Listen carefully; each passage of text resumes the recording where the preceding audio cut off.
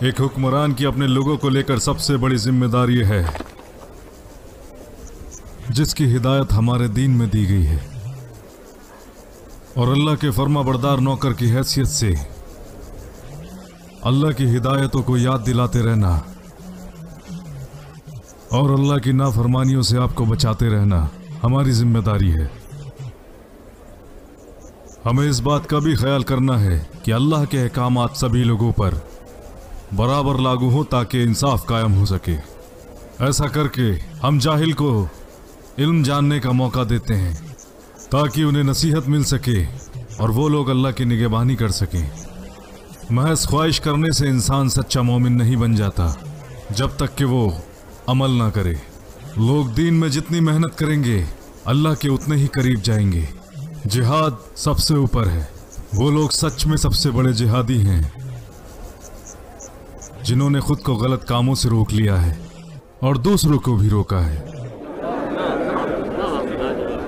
کچھ لوگ جہاد میں حصہ لینے کا دعویٰ کرتے ہیں لیکن خود کو گناہوں سے دور رکھنا حقیقی جہاد ہے۔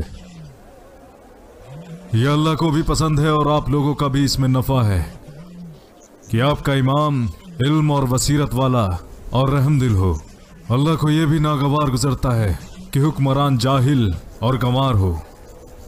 لا واللہ، میں صوبوں میں گورنر اس لیے نہیں بھیجتا کہ وہ تم پر زیادتی کریں اور نہ ہی اس لیے کہ وہ تم سے تمہارا مال و دولت ہڑپ لیں، بلکہ بھیجتا ہوں تاکہ وہ تمہیں دین کے لیے آگاہ کریں اور تمہیں نبی کی سنتیں سکھائیں۔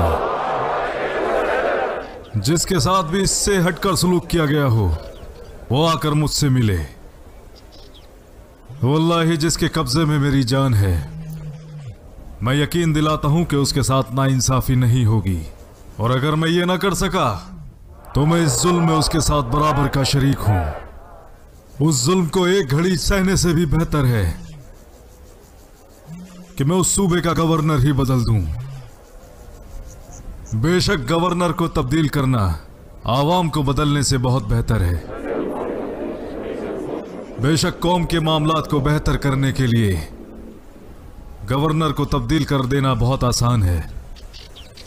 اس لیے آپ کے صوبوں میں جو کوئی بھی ان معاملات کو دیکھتا ہے میں اس کو اللہ کا خوف یاد دلاتا ہوں کہ وہ عوام کی فکر کرے۔